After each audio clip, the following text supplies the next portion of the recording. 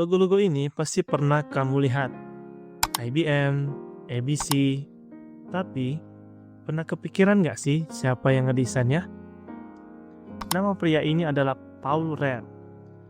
Bukan cuma desainer logo biasa, tapi pionir yang mendefinisikan ulang arti logo, branding, dan desain grafis modern saat ini. Di video ini kita akan menyelami cerita hidupnya, filosofi desainnya, hingga bagaimana karyanya membentuk wajah dunia bisnis sampai saat ini. Awal kehidupan dan pendidikan. Lahir di New York tahun 1914 dengan nama Ferenc Rosenbaum. Di masa ketika profesi desainer belum dipandang serius. Rand diam-diam belajar sendiri desain sambil mengganti nama agar terdengar lebih profesional dan komersial.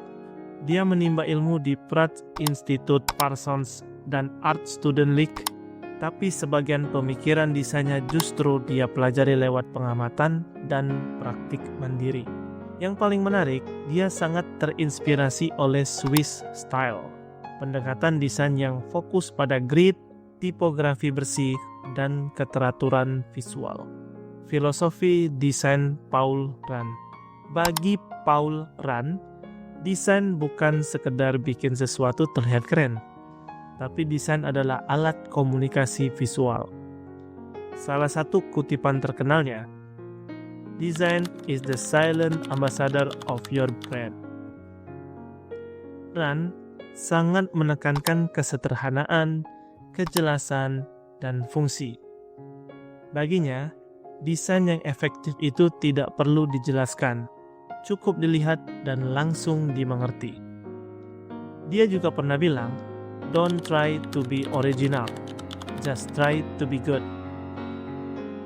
Di zaman di mana orang berlomba-lomba tampil berbeda, Rand mengingatkan kita bahwa yang paling penting adalah kualitas dan esensi. Karya-karya ikonik. IBM tahun 1956. Logo dengan garis-garis horizontal biru ini mencerminkan kekuatan, stabilitas, dan teknologi. Rand sengaja pakai garis untuk memberi kesan bergerak maju. Sampai sekarang, IBM masih pakai desain ini lebih dari 60 tahun. ABC 1962. Lingkaran hitam berisi huruf putih tebal. Sangat sederhana tapi abadi. Sejak 60-an sampai hari ini desainnya hampir tidak berubah. Next. 1986. Ini proyek pribadi Steve Jobs setelah keluar dari Apple. Paul Rand tidak sekedar ngasih desain, dia bikin buku presentasi penuh hanya untuk menjelaskan makna logo ini. Steve Jobs bahkan bilang, "I asked him for option. He said, no, I will solve your problem and you will pay me." Itu menunjukkan betapa yakinnya Rand pada solusinya. Legacy dan relevansi hari ini. Paul Rand bukan cuma mendesain logo, dia membentuk fondasi desain identitas visual yang kita kenal sekarang. Filosofi desainnya masih hidup dalam banyak karya modern, minimalis, logis, berfungsi.